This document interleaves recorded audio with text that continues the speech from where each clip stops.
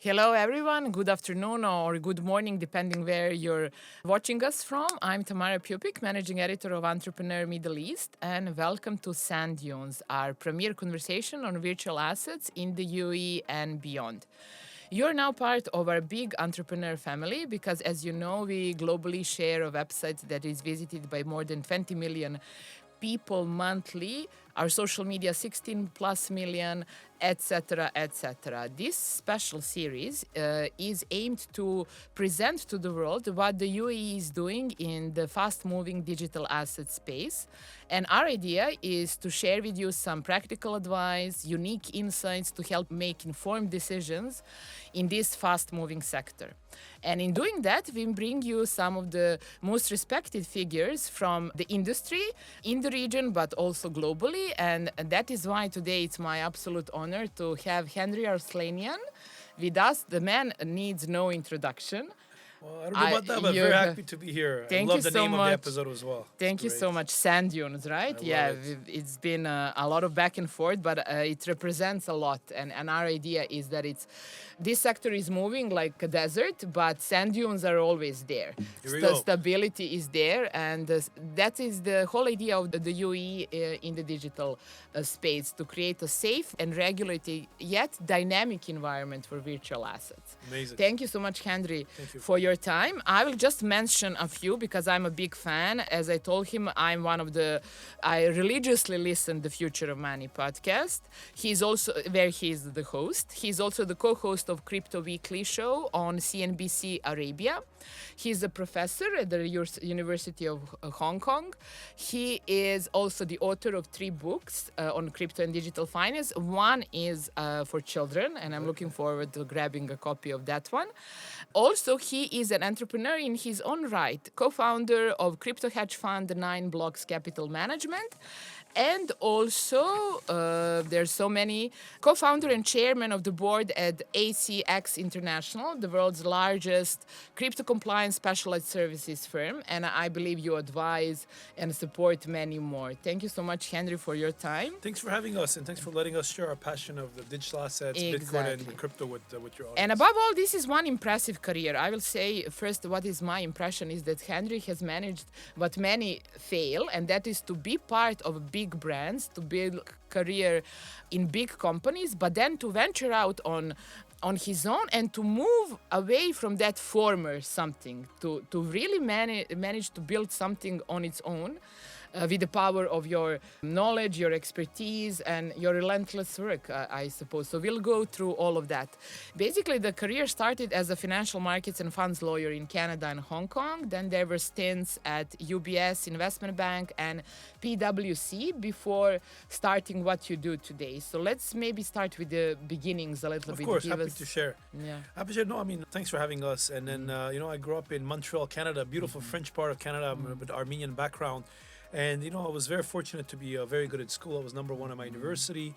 And I got a scholarship at one point. I was looking at going to London to do a master's in finance. But then I saw a documentary on TV about the rise of China.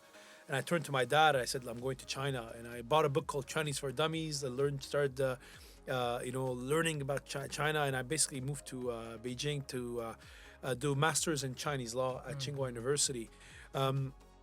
And that's how, obviously, at the time, everybody laughed at me, saying, this is 2005, 2006. This is before the Olympics, before China really came on the global spotlight. So that was really, I think, one of the early things that I did. And then, obviously, I moved to Hong Kong, where I worked as a hedge fund lawyer. I was at UBS, where I was in the team setting up hedge funds.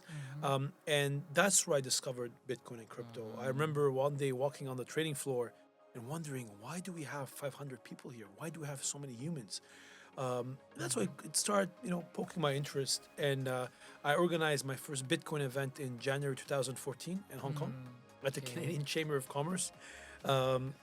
And from there, it really, started falling through the rabbit hole. Now it's been over almost 12 years. But do you remember who showed you first, or the situation when you actually saw the crypto? Yeah, I mean, it's a very interesting. It was Bitcoin first time then, it was only Bitcoin. Yeah, exactly. I remember it's a bit of a weird story, but at the time I used to be the president of the Armenian community in China, and we're all volunteers, and we just did our website. And as we were finishing the negotiation of the website, my volunteer, who was like the CTO, if you want, told the website company, say, hey, can we pay you in Bitcoin? And I was like, what is this guy saying? And that's what it sparked my curiosity. I started looking at it. I'm like, Bitcoin, this is interesting. And one thing led to the other. And I have to say, at the time, I was very lucky where I remember I read it in a local newspaper that this one guy was leaving a banking job to set up a crypto exchange, which became the first crypto exchange in Hong Kong. And I remember we met in a coffee shop and we started talking about Bitcoin. At the time, you have to understand it was very, very fringe. Nobody knew about Bitcoin. The only people that knew about it are people buying drugs online. It was very, very on the fringes. But and that's how it started. I remember I was there when Vitalik came to pitch Ethereum. I remember when Tether was born in Hong Kong. I remember when all these exchanges now from Binance, Bybit, Crypto.com were created. So I was very fortunate to see the evolution of this entire industry at a time. In 2016, I joined PwC with the idea of I told them, guys, I want to launch a crypto team. And, to be fair, they let me the chance, and it grew to an incredible team of 400 people, 25 countries. It was a $100 million business globally in a matter of 3-4 years. And that's why then I used to deal with a lot of institutional investors, and I realized there's a massive gap in the opportunity of launching institutional grade crypto hedge fund. And that's how 9Blocks basically was born. We became the first crypto hedge fund to be regulated here in Dubai, followed by Vara. But now we're one of the biggest market neutral crypto hedge funds in the world. And along the way, of course, I've been really focused 100% on digital assets since pretty much 2016 when I joined PwC. You mentioned ACX, which I launched just as I was leaving PwC, which now the world's biggest crypto compliance services firm. My involvement there is mainly now as chairman as the board. But again, a lot of my involvement is via the educating people on digital assets. So I've been teaching the world's first crypto university course in 2015 at the University of Hong Kong. I've been creating content on social media daily. Exactly, we're coming there. And of course, money books, as you mentioned. But it's really been incredible. You've never regretted it. We can conclude. You've never regretted that decision, obviously. No, but also I think it's a privilege to see not only finance change, but having a role, not only seeing this transformation, but also having a role in shaping it. And I think that's an honor and a privilege. I thank God every day that we're able to see it. We are now in one of the most exciting times in the history of finance, one of the most exciting times in the history of money. Our children, our grandchildren will look back at this period now and say, wow, this is such an incredible time. And how was it? But even now, when you talk about those times at Hong Kong, like meeting Vitalik, and even now for me, like, wow, it has that wow element, right? And that was only 10 years ago. So and at the time it was very, I think people now underestimate the challenges of the industry. I always say that now I've been fortunate enough that many people I meet in the digital assets industry, I've had the privilege of knowing them across 2, 3, 4 jobs in the crypto space, right? These people have jobs, companies have closed down and have started new ones. But it was really difficult in the early days. I think people don't realize now that at the time, if your bank ever found out that you hold crypto or you're involved in a crypto company, they would shut down your accounts immediately.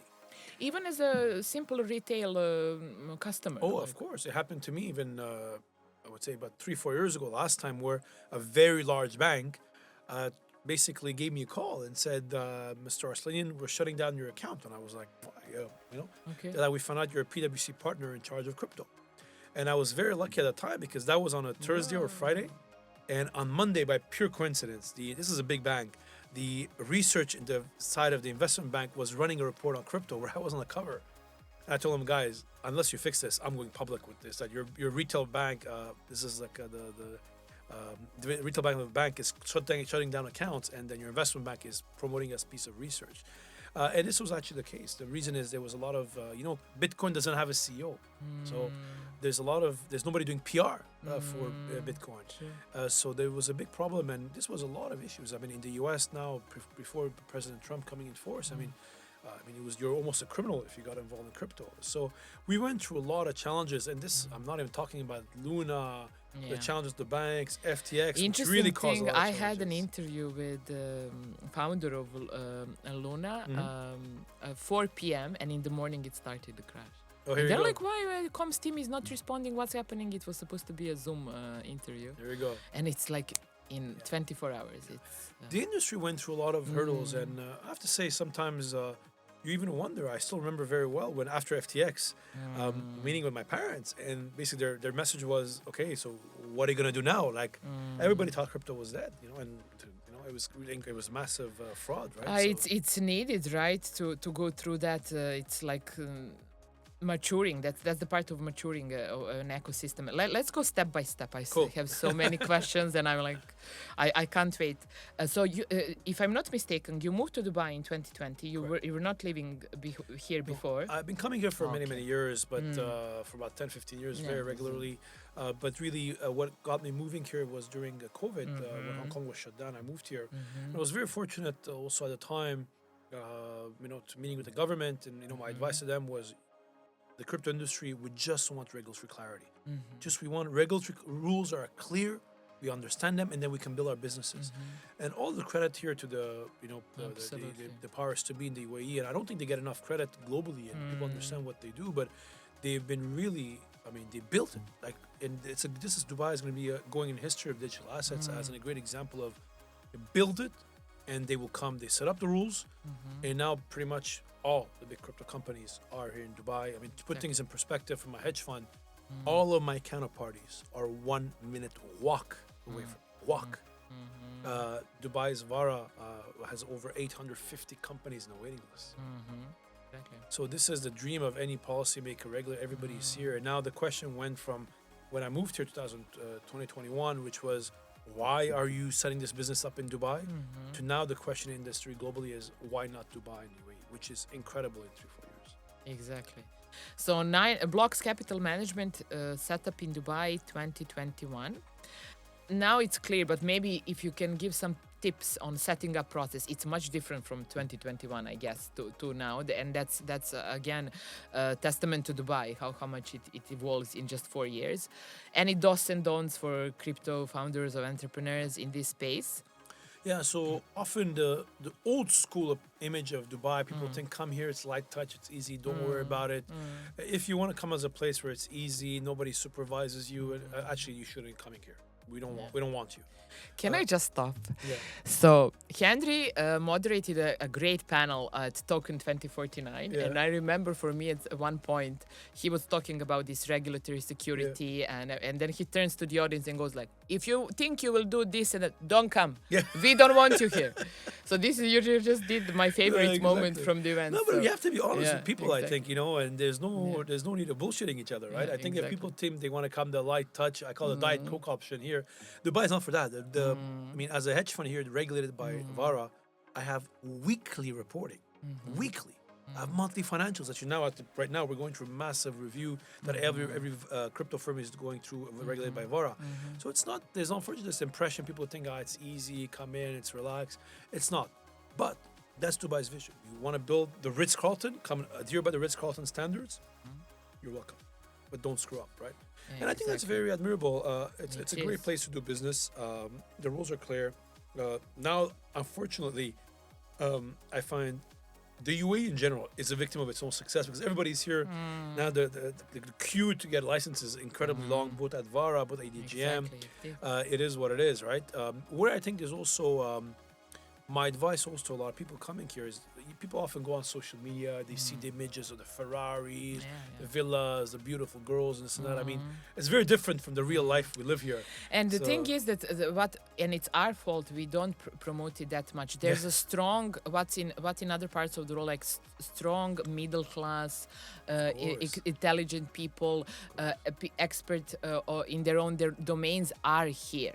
But we allow these superficial things to take over on social media, but to be honest, we're busy. We don't have time. Yeah, but also it's not interesting, right? If you look at my normal life, I wake up, go to the gym, go to work, come home. But it's important to point out because, for example, in my job, I wouldn't have anywhere else in the world have the opportunity to sit and interview the most amazing brains of our times, and they all come here, either live here, either set up here, or come here often in different sectors, not only this one. And you're right, by the way. Like this is the first time where I see in every week that I'm not in the UAE, I miss out on meetings. So beforehand, people would go travel London, New York, or Hong Kong to have these meetings. Now I'm having the opposite problem. Every week that I'm not here, I'm missing out, which is incredible. Yeah. So tell me about the decks that you review here. What solutions interest you most at the moment? Give us your In overview crypto. from the in crypto, from that side, and then we'll go into the future of money and Yeah. this. So I think this is a very exciting time in the history of finance, history of money. I think my message to anybody in finance is you need to at least look at this asset class. Right now Bitcoin is still fringe, it's still crypto, it's still, believe it or not, we're at very early stages yet. If you think about it, most banks don't even offer crypto to their customers. Most private banks don't even offer it to their customers. We just got the ETF approved last year. I mean, we're still so early in the digital assets adoption globally. I'm very excited about what we're seeing. I'm very excited what we're seeing, the adoption of Bitcoin and people having a choice. And that's what I really ideologically I believe in. Is whether you like fiat system, banking system, you like the traditional assets, I don't mind. But I believe that people should have a choice. If you live in many developed countries where you have great governments, great central banks, it's not a problem. Or if you live in a country where the budgets are not balanced, there's crazy deficits, or you don't trust your policymakers or governments, people should have a choice to hold another asset. And we've seen it over and over in history, from Lebanon and Cyprus, where all the banks have collapsed, to countries like Turkey and Argentina, where completely nobody trusts even the currency, to countries like the US, where obviously there's a massive debt crisis, which may not be fixable, right? And if you look at through history, every country or power has risen, and then of course they devalue currency. There's inflation, everything collapses, right? So I think people should have a choice. If you want your country, you believe you want to hold dollars, you should have the choice to hold stable coins and be able to use them. If you want to hold another currency like Bitcoin, like digital gold, people should have the choice. So I really believe in the optionality that Bitcoin and digital assets gives to people. And then if you extrapolate and you look at the bigger image of digital assets, I find, like, when it comes to Web3, when it comes to DeFi, it really solves so many of the problems. For example, one of the biggest annoyances for me in finance is that where you're born has such a big impact on what financial services you can access. If, for example, you're born in Iran, you're born in Libya, you're born in Oman, you're born in Libya, you're born in Syria, you're born in Lebanon, you're born in North Korea, like, you didn't choose to be born here in those countries. But just because of where you're born, you have no access to most of the financial services offered around the world. And what I love about DeFi, allows these individuals, to access. If you're in Russia, you're Russian. If you're Vladimir Putin, should be sanctioned, maybe. But like, what did the average Russian have to do with this? Exactly. So this is, I think, an incredible problem. We're going to look back at this I'm convinced, in 50, 75 years and say, it's a bit like now we look at the slavery and we say, how did we do this? Or how did we have, a sexual discrimination or gender discrimination or like race discrimination? We're going to look back and say, wow, we could not believe we used to do birth discrimination, where we used to let somebody, that where we were born mattered. Why on your passport it says where you're born? What does it matter? Right? So what I love about DeFi is that it's completely permissionless. Anybody can access it. And we have enough guardrails around it now to ensure that we do risk management around. And I really believe that this is one of the beautiful things that digital assets and overall Web3 decentralization brings and contributes to society. We'll go more. I have a lot of questions because we are talking with a real expert, you heard, and somebody who's been witnessing it firsthand. We'll go into deep. There are different questions that I have, but let's just mention so that we finish, the parts of your profile, that we can then go more on the industry itself. So, content creator as the host of the future of money. That's 88 episodes of until now. Then he has Crypto Weekly, 60 episodes, Crypto Capsule, short ones. If you don't have time, 159 at the moment. It's a lot of content creation, right? Plus co-host of Crypto Weekly show on CNBC Arabia. What do you first because now what I noticed a lot, your work in this area helps with that. These podcasts are either really sector focused and not accessible to the general public, or you're somewhere in the middle. So what do you want the general public to know before we go, and what you're trying with your content? to do? First of all, I'm a big believer in education in the space. Absolutely. As I mentioned, I've been teaching crypto since 2015. Yeah. I had the privilege over the years of training many of the bank CEOs, many of the bank executives, many regulators, many central banks over the years, and now teaching kids and so on and forth. And I really believe that if people want to learn about this asset class, they should have the option to do it. And like you said, I've done different channels for different things. So my TV show on CNBC Arabia, seen by millions of people, that's really, I would say, more mass market. People want to learn, it's high level. Then where I find a lot of people come in is my YouTube channel. So Henri Arslanian on YouTube. In there I have a lot of educational content, and also everything I put on TV goes there as well. And then my podcast, which is called The Future of Money, but also available on my YouTube channel. I tend to go more in depth with CEOs on niche topics. And the idea here is that it allows for anybody, they are able to learn in whatever measure they want to learn. And of course, then I have my books. I have multiple books from the Book of Crypto and others. People want to learn for reading. It's available in audiobook. So I have all these different channels that are available for people to have it. I'm a very big believer in content creation. I'm shocked every day that not more people are creating content, having podcasts, sharing their ideas on social media.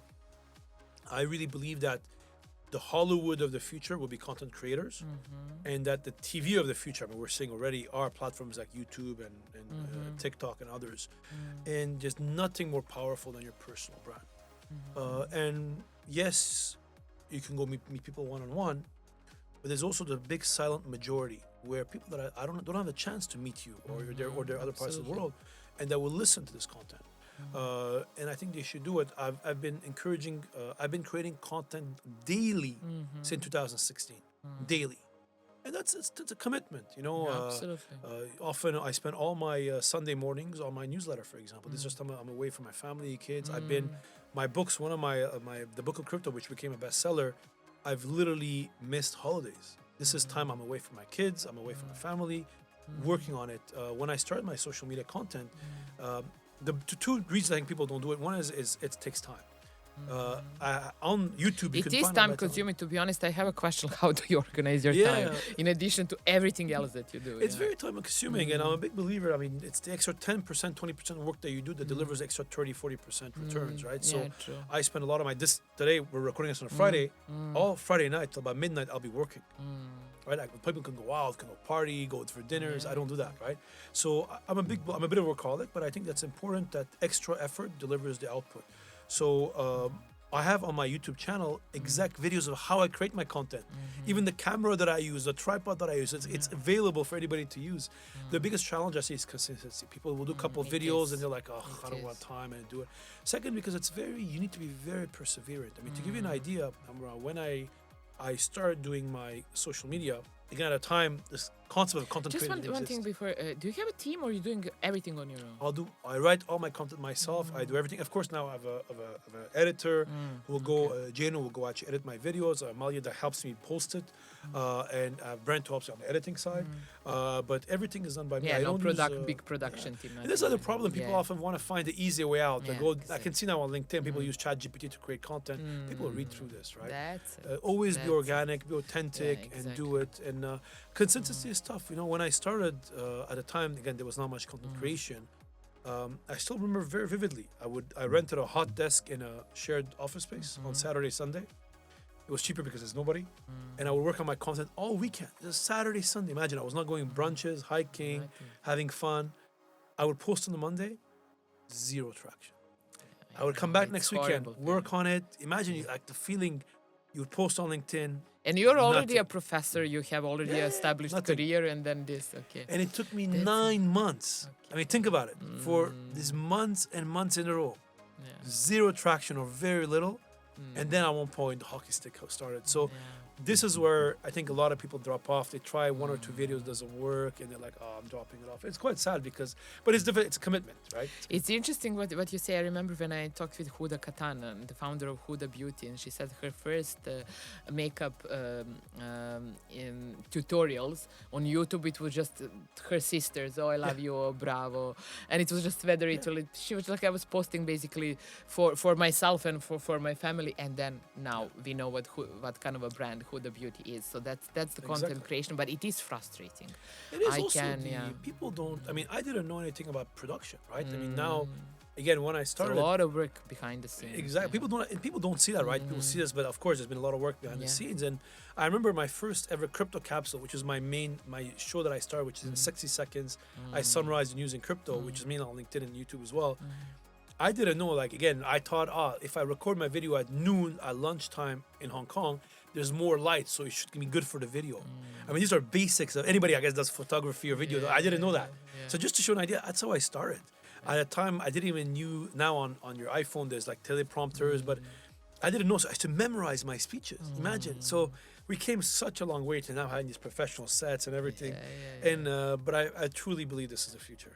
Consistency and persistence. But one thing that I remember from my oratory competition back at the university, and one of the best, the main piece of advice from my professor was, you have to know what you're talking about. Of course. And that's the thing. Yeah. So that's what drives you. No prepared speeches, no chat GPT telling you your opinion, and that's what's visible from your content creation. Yeah. I mean, no, I'm a big believer. You know, my dad, as a typical immigrant Armenian dad, used to always give me one piece of advice, which I really embrace and lead by it. He told me, I don't care if you become a garbage man, but just be the best garbage man in the world. Know everything about the garbage industry. And that's how I look at crypto as well. You know, for example, my podcast is in the top 5% of all podcasts on Spotify. Yes, yeah. I often get asked, why don't you become more like Joe Rogan or Lex Fridman? I love these content creators where you talk about everything. One day you talk about coffee, the other day about crypto and this and that. And my view is, I really believe the future of content creation are not the Kim Kardashians with 200 million followers. It's the micro-influencers, where in that niche, there's an audience that cares about it. That's So for true. example, if you're doing coffee, you know, for example, there's X number of people in the world that really care about coffee. They will listen, or microphones. Yeah. If people are obsessed about microphones, they will follow, listen to True. podcasts on it. So for me, it's crypto. And in crypto, I'm in the institutional, clean, professional crypto in an educational way. That's my niche. For example, on LinkedIn, I have about 500,000 followers. And I don't expect that number to grow more because I don't think there's more, a part of the organic growth that LinkedIn is getting in pro rata. There's more people that care about, who are in finance or care about institutionalization in crypto. I think that market is pretty much maybe top, but that's what it is, you know. Yeah, but that's how you become recognized. So even though they don't care about it in like as their profession, if they have a question, they will. That's the most important part. Become recognized for a certain niche. So any person around the world, whenever they come across that topic in their own life, they will come to you for. Yeah. And you know, the other thing is, I find a lot of people don't look, is they're like, but I don't speak well. And this, I always tell the example that I speak very badly, as your audience can hear now. I mumble. You know, I don't articulate. You know, when they're professional people on radio, they articulate well, they pronounce well. I'm not like that. When I was young, I was very, very shy. You know, actually, if you watch videos of me as a kid, I would go on stage and say, well, school plays, I would just look on the floor. I was very, very shy. I was not very in public. And even speaking, I learned English when I was 10, 12 years old. Like I speak Armenian and French were my first two languages. So there's a lot of words that I cannot say right now. And even now, there's words that I'm not able to say. My kids always make fun of me that I cannot say three, like 1, 2, 3. I cannot say. There's my daughter the other was singing in a choral, like CHOIR. I cannot say it. I just cannot. So there's a lot of words. So my English is not perfect. I mumble. I speak very fast. And I tell the example, despite all this, I have a show on CNBC Arabiya that is watched by 60 million people. And nobody would have guessed that, No, what but you're yeah, saying. Nobody would have guessed. Right? It is the power of the passion and power of believing in what you're talking about. Would it be and better if knowing- my voice was clean and I was articulate? Maybe your listeners would be easier to be listening. But I am what I am. And this is why I often tell people, when you have accents or you speak badly or you don't use the right words, doesn't matter. Because if you know your topic, like I'd rather hear from an expert that maybe is malpronouncing a word, or like me, mumbles some words, but at least knows what he's talking about, rather than something that's more general. So, I mean, time will tell if it's the right thing. You but I'm a big nailed it believer. now. I think we are in the boom of content creation, Yeah. and especially in the podcast industry. But the thing is, we have to differentiate experts from more general. I don't want to be judgmental to anyone, but I think that's important. It's important that, you know, like in everything in life, that you go to people who have really walked the path and know what they're talking about. But you know, it's not obvious because the reason actually I started my own brand, it's also it was a rejection. At the time, I had just joined PwC in 2016. Okay. And I went to the marketing team of PwC. And I said, hi, guys. I actually believe I want to create short-form video content on LinkedIn and social media because I believe the future is short-form content. This is a time TikTok didn't exist. I don't think even Instagram 2016, existed. Yeah, exactly. Yeah, so I mean, it was there was the short-form video, but I said, this is in the era we're moving out.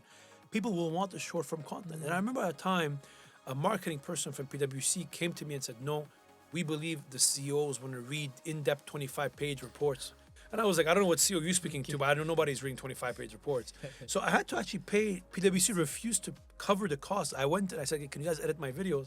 So I had to do it myself. Actually, my little sister started editing my first videos. And just to show you the power of that brand, when I left the PwC partnership in 2022, I was personally, myself, one third of the entire PwC social media and media footprint. This is not me saying it. This is like independent firms that verify. Yeah. I mean, it shows you the power of a personal brand of an individual on it. And this is like, I still think nobody reads 25-page in-depth reports. I'm amazed as consulting firms still put out the stupid reports. Nobody reads them. But if instead they did a TikTok video. And also it's how you keep your content fresh. So for example, my most successful videos that I have is Crypto Capsule on LinkedIn mainly, right? So it's 60 seconds. That 60 seconds video takes me 4 to 6 hours to create. This is It's tough to do in 1 minute. But when I do it, I'm competing against girls in bikinis on Instagram, people doing cooking shows, comedy. So, because when that person is watching that on their smartphone, they have the choice to go on TikTok, Instagram, and watch stupidities on their stuff. So you still need to give their content, but make it engaging. And that's the challenge. It is. Okay, so now we more or less presented who Henri Arslanian is, if there's anyone who doesn't know. So basically, entrepreneur, professor, author, and podcast host. Who has documented basically the history, the evolution of the virtual assets, digital asset sector from more or less from the beginnings until now. So my question, the next question, let's focus on the sector, on the industry. You've seen bull runs and busts and ups and downs. So if you could give us your main learnings from a few of them, or main learnings through when you look back at the last 10 years in the sector, what were your main learnings? What surprised you? Oh yeah, maybe I would say there's been a lot of things that I've seen over the years. I think especially how people have changed their minds.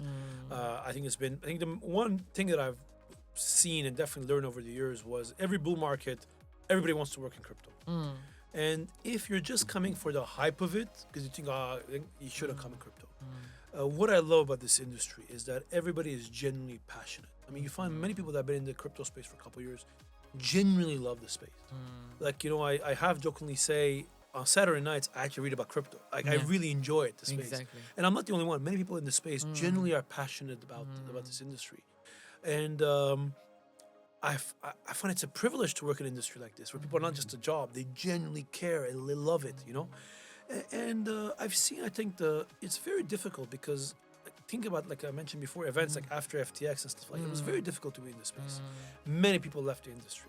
And rightly so. I mean, nobody knew when there was. Let's you interviewed him.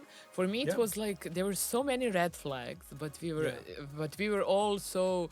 And now when you look back, it was so charming and young student, and they're somewhere in Hong Kong, Bahamas. Where are they? And then when it exploded, I was like, how come nobody's like we all saw it? It was so obvious. I've had the privilege because of being in the space. I've known pretty much all the big CEOs that people know. And you interviewed a lot of them. Interviewed a lot of them. So I was from Alex Mashinsky of Celsius. I was one of his last interviews. SBF, I think my claim to fame with SBF, I was the last public interview of Sam Bankman-Fried before FTX collapsed. And there's so many stories there with that as well. But in hindsight, of course, you look, it's 2020. But and I've had a chance to interview many people. Did I have any? You can look at these flags in hindsight. You're like, okay, this and that. But like. At the time, nobody really knew. Like they were, and actually some of the stuff. I remember my last interview with him. I listened to it afterwards a couple of times, and listeners can find it on YouTube. I'm sure on my channel, Sam Bankman-Fried's last interview. But some of the stuff actually he was saying was actually quite smart. Like he was proposing Yeah, regulatory he was frameworks for really crypto. The ideas were actually pretty good. Of course, nobody knew that he was running a complete fraud on the back end. One also funny moment for me, I was one of the few people that has been to the FTX offices post bankruptcy. I was able to walk in the offices, for a different thing. And then I will never forget. I walked there, and I see lots of copies of my books. And I mean, I have a picture of it where I literally I was with the liquidator, and I was like, and he's like, he looks at the books and looks at me, goes, I mean, what is this? And apparently, after my last interview, either as Sam or somebody other around him, ordered like 200-300 copies of my book for their staff. By the time the books arrived, and obviously a lot of staff never came back, so you had my books on a lot of these tables. So for me, it's very weird that I walk there and I see like my books and stuff. But it is what it is, and but it's been. Unfortunately, crypto, there's a lot of great people that built great businesses. Many that failed. At the same time, you have a lot of bad apples that came into space, right? Whether that was intention from day one or no, I don't know. I'm a big believer over the years now. I became more focused on Bitcoin and what it can provide to the world. What bothers me, I'm not a big fan of the NFT world. I'm not a big fan of the meme coin space because unfortunately, I think it brings a lot of people. It's not what the crypto is about. I just find I think a lot of this Lambo to the moon. I call it also the crypto influencer crowd. You see a lot in Dubai with the Ferraris, the girls, the pop, and this and that. I just think it gives a wrong impression to what the industry is. I really at the core of Bitcoin, people that want to believe in self-custody, people having the option, digital gold, and actually that people should have a choice. And that if history repeats itself of currency devaluations and hyperinflation, people want this option of Bitcoin. I think it's if you go to the core of it, you get rid of all this noise and stuff. It's honestly an amazing group of people. Yeah. And again, we touched upon regulators. Maybe we can now give some quick macro perspective. You talked about regulators in Dubai and how Dubai is basically setting a global standard. The one I liked from the interviews that I did with regulators here in Dubai is that all of them said, no, we are doing it together. We are listening, and that's the most important part. It's not a space where rules won't change. The application of those rules might change as we all evolve, but that is how you put rules, but do not stifle innovation at the same time. Globally, what would be your take on the regulatory side and maybe industry side? Let's good question. Zoom out a little bit. The industry changed a lot over the last couple of years. So let's start, I think, regionally. In the U.S., for example, really what was happening under the last administration, whether you're Democrat or Republican, was absolutely abominable in crypto. It was, no due process. What was happening on the SEC side, unacceptable. And I hope one day there'll be investigations on this, especially on Operation Choke Point, where the banks were told not to deal with crypto and not to deal with it and not debank these firms. And I look forward to the day there'll be an investigation and color on this issues. But it was absolutely unacceptable what's happening in the U.S. Then post a change of administration, at least now there's, probably the pendulum swung the other way. I would argue it's even too pro-crypto. Like any guardrails are gone as well, which is very interesting. But obviously now it's changed completely. I actually think the biggest risk in the U.S. now is some of the initiatives with Trump coin, Melania coin, and some of these things, whether they give a bad name to the space, right? And now it's becoming too politicized. Crypto should be a national policy matter that we need to be on the future of finance. I'm just worried now it's going to be one of these Republican versus Democrat topics. Time will tell how this evolves in the next couple of years. Overall, though, in the world, when I look at it, in the early days of crypto, 2014, 15, the US had an edge because they came out with the New York DFS, and then, of course, it didn't work out. Then you had many smaller countries, Gibraltar, Malta, they came up with regulatory regimes. It got some traction, but there was other issues. Then Hong Kong and Singapore became hubs. But then since 2021, pretty much it's the UAE that has, for sure, the most comprehensive landmarks between ADGM, Nivara, arguably the IFC to certain things, and then RACDAO for the non-regulated world. So it's become a very, very powerful combination that we have there. I would say right now, when it comes to regulatory frameworks, it's actually not bad globally. Overall, if you're a crypto company now, you're an entrepreneur, you want to build a business, there's a number of locations you can go to build these businesses, and you have the proper regulatory frameworks to do so. So I'm actually very, I would say on that topic, I'm actually quite comfortable now compared to a couple of years ago. I remember when I used to give interviews like these in 2016, 17, I would advocate for some kind of regulatory framework. And now I would say, I mean, by and large, it's there. True, When you mentioned with some of the regulators you interviewed, whether it's Vara ID Jam or Rakta or whatever, it's true that they're very, it's a collaboration, right? So I'm not Yes. afraid of going to Vara and sharing, actually, we have this problem, or like this issue that we should be fixed. And because they built this environment of trust, and everybody benefits. And as an industry, we are as strong as the weakest member of the community. And I really believe that if there's a problem now with any of the big crypto firms, everybody will pay the price. So I think this is why the regulators' approach, I think it's very commendable. And when you think about Vara, they initiated the Vara, and then FTX happened, they continued. I mean, I respect what Vara has done. I've been a big fan, and I continue to really be a big supporter of what they've done. Fantastic. And now, when it comes to industry, so I'm sitting with an expert, and I'm learning with you guys together. So patience, right? I'm not an expert. I tell everybody, whoever tells you an expert in crypto, you got to run away. Yeah, that's actually true. Because this industry moves that's so actually, quickly. Yeah, that's actually true. But we respect the time invested in learning and before and now doing it. From one side, we have a lot of talk about institutional adoption and what will it bring. From the other side, a lot of talk about that there's no real life applications still. And that's actually true, trying to explain some members of our families what it actually is. It is still for a niche of us who are trying to understand and those who are building it so they know more about that. So what's your take on the industry itself at the moment? I think overall we're still very early industry. We're really in the early innings of this crypto industry. When it comes to institutional adoption, it is happening. So we are definitely seeing more and more institutionals coming in, and there's a number of catalysts there, from increased regulatory clarity to basically just demand from clients, right? So that's happening. When it comes to the use cases, I would argue there are already some pretty big use cases. I mean, the best example are stablecoins, right? We have over $200 billion in stablecoins right now. You're literally having, hundreds of billions, transacting every week in stablecoins around the world. And this is happening. So this is a great use case that is happening there already. Where I would say I've been surprised in the crypto space is that it has all moved faster. And maybe, a lot of these things we think it's going to move faster and this and that. I've been surprised with a lot of institutional allocators, how it's taking some time. I've been surprised that the banks are not faster in offering products, and I'm still surprised that there's still so much lack of education about digital assets in the broader public. I've been all trying, obviously, all different ways, from my kids' books to my educational courses on. I think everybody should know, at least, you may love Bitcoin, you may hate Bitcoin, you may like crypto, you may hate it, but at least you have the intellectual and moral obligation to at least understand it. The example I give to everybody is, buy $10 of Bitcoin today. Just understand it, do a transfer, see how it works. Okay, try staking, buy Ethereum, try staking, experiment with it. And then you'll see how it goes.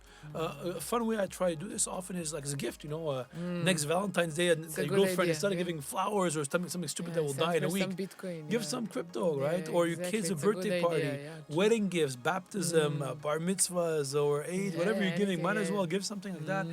First of all, it's a great conversation starter. Different than giving a stupid bouquet of flowers that nobody cares about. But also, I think it makes it interesting. It's something that is valuable. And then if after you learned about it and you still think Bitcoin is crap, I respect that. He shared, I saw it on Twitter today, on Henry's Twitter today. I don't know when you shared it. Fantastic story where a couple was doing an IVF years ago. When first Bitcoin baby. Yeah, please. Yeah, first Bitcoin baby. It's a beautiful story that basically they got a discount. Some forward-looking doctor was accepting payments in Bitcoin. Which year was it? The funny thing for me, I remember when the story was published. This is how long I've been in this industry. Because the famous story is the Bitcoin pizza. Exactly, people know that Bitcoin pizza to 10,000 pizzas that was done in 2010 from a developer in Miami. And obviously those Bitcoins are worth billions now. But at the time, in 2013, this is a small story, and actually not many people know about it, but it's basically this doctor in California, a Bitcoin fan, offered a 50% discount on IVF treatment if you paid on Bitcoin. Nobody took it off. Then eventually somebody said, I'll do that for 50% discount. And it was like $500 at the time. Bitcoin. So they paid him 30 Bitcoin for $500. At the time, it was very complicated. I don't think people realize now how I still remember the first time I wanted to buy Bitcoin in Hong Kong, which was very cutting edge at the time. There was one ATM on front of what we call the escalator in Hong Kong. That's where they had an ATM. Of course, it was massive, like spreads and stuff. And I remember my first Bitcoin I bought from, I believe it was Kraken. And this is years ago. And I had to wire to a Japanese bank in Tokyo my dollars so they can go to the, I mean, access. people forget how complicated it was at the time. And then, of course, now it's, you do it easily. You can buy it on any platform. So it changed a lot at a time. So there's been a lot of initiatives like these. I still remember, some of the first crypto events. I remember when Bitcoin, the first time it crossed $10,000, we were at a conference in New York. And everybody's like, wow, $10,000 is amazing, I remember during COVID when Bitcoin fell to 5,000. We forget this, right? I mean, somebody that bought Bitcoin during COVID is over 20x now, right? So this fell to $5,000. I still remember the day. I have videos. I said, okay, Bitcoin just fell under $5,000 this week. So it's been really fascinating. I remember in the early days of Bitcoin, really the early days of crypto. Every time Bitcoin would be mentioned in the news, we would be excited. I still remember I was at a dinner and Expedia, I don't know, for some reason, started listing you could pay by Bitcoin. Man, we were like, wow, this is it. Like, Bitcoin has made it. Like, it's a real thing now. And of course, I mean, the rest, everything that followed. I remember a couple of months after I got into Bitcoin, there was the Mt. Gox hack. This is 2013. Okay. It's 2014, I'm sorry. I think it happened in March or April, the bankruptcy. And I was like, well, that's too bad. Like, this was a good experiment. I didn't believe at the time Bitcoin was going to recover. At the time, Mt. Gox in Japan was 70-80% of the volume of Bitcoin, a bit like Binance today. And I was like, okay, it's too bad. And of course, I was wrong. Yeah, but for this sector, for this industry to succeed, it's about people who will, from Satoshi, who will take it forward one by one. What do you see among founders from all your, all the hats that you wear? What would be your advice? And also, Henry has also, I also saw on your social media, like warning on scammers, a lot, especially when it's getting positive again. That was also recently. So let's talk about people in the sector. What do we want to see? How can we support the good ones? How do we be aware of the other ones? I mean, let's talk about the founders. I mean, what's really unites a lot of the crypto founders is people are genuinely passionate about the space. And I don't think you see this you see this in a lot of spaces, but genuinely what I love is people really, really believe it. I remember I mentioned this often with the Crypto.com CEO, 𝗗𝗜𝗦𝗖𝗟𝗔𝗜𝗠𝗘𝗥, in 2016, 17, we're on stage, and I asked him, what will you do if you're not in crypto? And he said, I'm crypto for life. And it sounds so funny now, but that's really what happened. Like, a lot of people, like, you tell me, I would never go. You'd pay me millions of dollars a year. I would never go work in traditional finance. Because we're used to this craziness of the 24/7 market and everything, feeling of building businesses in the space. So it is. I think it's an honor. I find it an honor, privilege of working in industry of people. I don't know. I always wonder in people, let's say, in other industries like in banking or publishing or restaurants, like, is everybody as passionate as we are? Or people just do their job, they clock off, and they go home. I always, because I've never been in an industry where people just clock off, like especially the last 10 decades or so, and go off. So that's what I love about this industry. And genuinely, there is a lot of trust between people, right? I mean, the number of deals I have in crypto are genuinely based on reputation. They're like, because I've been in crypto for a decade. I'll guarantee you I'll be in crypto the next 2 decades. So that reputation matters so much, and we take it very, very seriously. And it's very ironic because we're an industry that is like trustless in theory, but you end up doing a lot of deals with people because of the trust elements. And the reason is because all the scammers and all the stuff you mentioned. I mean, that's it breaks my heart every time. You mentioned on my social media, I warn my followers on it all the time. Every day there's somebody impersonating me, every day. So we actually, somebody from my team now just goes and searches for it. Every day they search on it. And what they do is often scams and stuff like that. Yes, in hindsight, you look at these scams and you're like, okay, if I contact you and I tell you I have a secret fund that I make 100% return a month, probably you shouldn't do that kind of. But a lot of people that are targeted, there's trust. They're like, oh, it's Henry telling me, but of course it's not me. It's been a massive problem. The part that really bothers me is so many people are having their first interaction with crypto via scammers. The one that breaks my heart is love scams now, the pig butchering scams. I mean, gentlemen, I don't know how many times I can tell this guys listen to this, but if a beautiful girl messages you on WhatsApp or Telegram, it's not real. Like I don't know how else to put it. Yeah. But we forget a lot of people are lonely. People see this like, wow, and we forget this element. I've had. I mean, it happens to me now, once every day, every week or every 2 weeks that somebody generally reaches out, said, guys, like, I had one recently. It was a European individual who lost all his life savings. The guy's 60, mid 60s. And again, this beautiful girl. And this beautiful girl that suddenly lives in Hong Kong, sends you this crypto investment product, and he wires a couple €100,000 in it. And then the guy's like, what am I going to tell my wife now? Because imagine there's the element of that. How do you explain this to people? There's a big element of shame. What I found personally very sad in this, and a lot of people that get scammed from fake Henrys, they'll either reach out the day they found out it's not me, they obviously know they got scammed. And for years, I mean, I'm thinking for about 1 or 2 years, I said, hey, do you want to come on my show? Talk about it. Right? So let's share the story so others can know. Everybody would be so ashamed to come on. Until then, like, there was one particular gentleman in California who was an actor. He's actually a comedian. Said, you know what, I'll do it. He lost something like $150,000. So what, they transfer by mistake, and these scammers are very sophisticated. And then they take the wallet or whatever. Yeah, so it's got this beautiful girl that messages. So you get this beautiful girl messages you, pictures in bikini, like it's basically soft porn almost, right? So you pictures like, and it's always like, hey, is this like John? And you're like, no, sorry, wrong person. Or hey, I just arrived in Dubai, but of course it's fake. It's like, it's very targeted, right? And they'll build a rapport, conversation. By the way, if you think you're talking to a beautiful girl, you're talking probably to a guy in Myanmar or. No, but my point is, when they get their wallet, they manage to. So what happens normally? They say, okay, I have this great investment scheme. And normally, what these fake girls would do is show pictures of their luxury car, shopping, and this and that. And then the guy's like, what do you do? And it's like, I trade crypto, and they're quite sophisticated. For example, a lot of the fake Henry scams. They send you actually a form to indicate your risk profile, whether you're high risk. I mean, it's actually quite. I mean, of course, when you look at it now, like somebody like me, like it has a Bitcoin logo on top. Like we would never send a questionnaire with a Bitcoin, but then stuff like that, and then they send to the wallet, and then it's a crypto exchange, which is of course complete scam. Once you said your crypto, it's gone. And what happens normally with all these scams, it takes like people think about it for weeks. They don't know what to do, and then they go.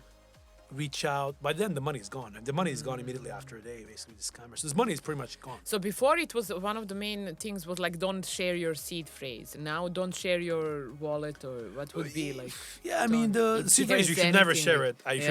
Your public wallet, you could share it. I mean, nothing will happen. I think here it's more common sense, right? And it's like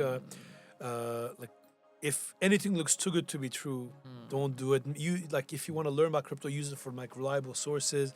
But again, do not send your money to anybody you meet. Especially, I see this with a lot of men with younger women, and I see also the other way around as well. And it's really breaks my heart. It happens so often. It's big amounts. Huh? Like any breakthrough in our human history is that it can't change us. So it points out to the good and the bad in humanity, and the best and the worst come together much closer in industries like this than in any other. Right? But it happens a lot. For example, I have a weird hobby where I collect old corporate bonds. I love literally the coupons people used to clip. So I go to auctions and I love them. Especially I love the ones with Armenian links, especially the pre-genocide era, pre-1915. So I have a very niche hobby there. But where it's interesting, if you go through 300, 400 years of financial history, when, for example, back in the day with the Panama Canal, there was massive scam in France, where like these Ponzi schemes have been invented for a long time. These are nothing new.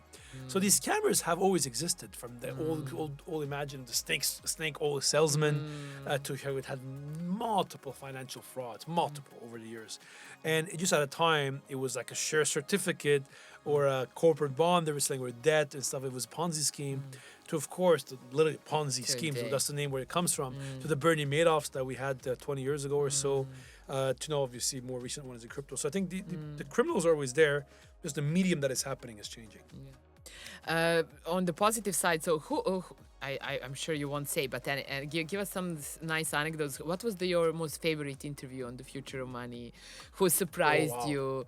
Like recently he did Solana, CEO. At least that's the latest one that I watched. 88 episodes. Like any. So I've edited obviously of the podcasts. Yeah, I've interviewed podcast. many more via Absolutely, TV yeah. shows and others. It's very difficult. I would say probably one that I like interviews that I would not forget are probably the ones that are the most honest. I've had one. I've had the privilege now of having many of them where I become the independent like jury. So I did one recently with the CEO of Mantra. Just went through a scandal and it was very open in what happened. I would say the one that personally I would say touched me the most was one of a person who got scammed by fake Henri, and he came on and shared the story. Okay. It takes a lot of courage. If you're a CEO talking about your business is one thing, but coming and sharing about, okay, wow, like this is what happened, and I don't know how to deal with it. This is what happened. And so I think that I found those are actually very touching over the years. And also I like the people that are very contrarian, right? So over the years I've had the privilege to interview a lot of people that are very anti-crypto as well, right? Don't believe in it, or they think the environmental footprint is too big, or they think it's a scam, or this and that. And I enjoy these because actually it takes courage to be very contrarian, and I appreciate those interviews as well. I think I missed that customer who That was scammed. I'm about going a to year watch ago or that so, one. yeah. Yeah. And recently, I would say, again, this brand value. I have the privilege of being the only interview I get from a lot of Right. regulators. People come in, central banks. I've had now actually the one interview. Actually, I'll think about the one interview that would probably inspired me the most. About a year ago, I had the privilege of interviewing His Highness the ruler of 𝗗𝗓𝗦𝗓𝗓. And I've had the privilege of interviewing anywhere from prime ministers over the years, for presidents, heads of states, to pretty much every CEO in the crypto space. And I remember His Highness of 𝗗𝗓𝗦𝗓𝗓, which is one of the emirates in the UAE. It was such an inspiring interview. And I'm used to spending time with people in their 20s, 30s, 40s, 50s, have crazy, amazing ideas at the cutting edge of crypto, AI, and this and that. And he sitting down with a member of the royal family in the 70s. And the vision that guy had, the vision that His Highness had, I was blown away. Like, it's very rare that I am blown away, because often maybe you don't expect it and this and that, and I was incredibly impressed. I have to say I've been very inspired by, in particular, that interview probably is the one I would say is the one I would never forget. Yeah. In the palace, actually, 𝗗𝗓𝗦𝗓𝗓. Yeah. It's a short one, 15 minutes something. Yeah, but very. Time you get, but like, Exactly. that's very the other good thing, one, you it's very difficult in interviews how to get at the. That's why I think you see a lot of guys at the Joe Rogans of this world. Yeah. That's when the Flex Friedman, they do interview podcasts are 2-3 hours long. Call Me Daddy in the women's side. There's so many of these podcasts that are evolving now. Were long form, because I think and the long form goes half an hour in the interview, 1 hour, then you can go more deeper than you normally do, right? So I think that's why these formats. And I think because you enjoy the conversation, and then let it record. Whoever wants to stop will stop at some point. And but you see the important power of it, because it is. a generation ago, people had a TV at home with one channel, and that was the voice, or radio. That's it. Or the one newspaper, and that was the source of information. Now, like, we all media. Like, you are media. This is my social media. So I found it incredible that it's such a beautiful time where anybody can have a voice, shares a point of view with the rest of the world. And people have a choice. That's why, again, it comes back to choice. But I believe it in gets choice. harder to send the message out. I remember I had the honor of interviewing Sir Bob Geldof 2019, just before COVID hit. Yeah. And if you remember, they had this huge concert in London. When was it? To raise funds for AIDS treatments.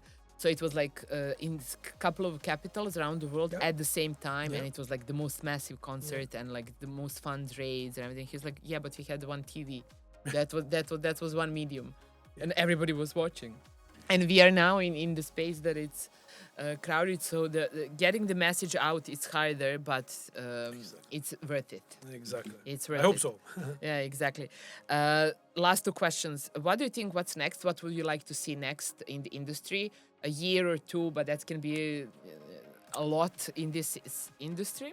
The one thing a lot of things I think are exactly. fascinating, from the rise of stable coins to what's happening in the US, to banks getting into crypto, to regulatory clarity. The one thing I would say I'm personally very, very excited is what's happening in the field of decentralized finance, DeFi, where permissionless financial services are being delivered. The user experience is improving tremendously. Right now, as we're recording this now, DeFi exchanges are about 10% of centralized exchanges, and I can see the DeFi ecosystem growing. Where I want to start seeing, identity, zero knowledge proof, growth in broader DeFi ecosystem. I think it's very exciting. This is in DeFi, we are where we were in 2010 in the broader crypto space. We are, early days of potentially a whole beautiful financial system that is, using smart contracts, is permissionless, and really, I think it's going to be a whole game changer. Thank you so much, Henry. We will end with a piece of advice. I'm just thinking now, with whom? Shall we focus on entrepreneurs and builders in the space? Or shall we focus on general public, or maybe both? Of course, watch his podcast and watch our podcast. Educational content, and especially anybody in eyeing Dubai, eyeing the UAE, not only Dubai, to set up their business or to work in this space out of the Emirate. My advice to them, the UAE I think is a great place. It might be the best place in the world to run a crypto business now. Now, it's an expensive place. It's not cheap. There's many other places people are going crypto, from Thailand and Indonesia, Bali, to actually Portugal and parts of Latam, or even the US. It's way cheaper than Dubai. I think Dubai is an expensive place. It's like, it's a place like Hong Kong and Singapore that I spent before, where they're expensive places to live. I think for crypto founders and entrepreneurs, it's the best place to be in the world. And I'm very bullish in this region, and I was very fortunate to see the rise after I lived in China. I moved to Hong Kong from 2008 till about 2020, 22. I saw that Asia rise, right? It's beautiful to be in a place where the tide is rising, and I'm very bullish for this region in the next decade. I think it's going to be tremendous growth happening on that perspective, and I think they deserve it, right? The vision, how they've done. I was mentioning His Highness the ruler of Ras Al Khaimah. If you talk to government Dubai, Abu Dhabi, this mind, it's beautiful, and it really, when you build it, they will come. And if you have this approach of you're thinking bold, you're not afraid, you have vision, and you think about execution of vision, I think it's amazing how things are changing on that side. So it's a great place. I'm happy. I'm always reachable. Anybody wants to reach me on my website, Henri Arslanian, Henri with Arslanian.com. I have a contact. People can reach out to me. Twitter, LinkedIn is probably a great way to get in touch with me.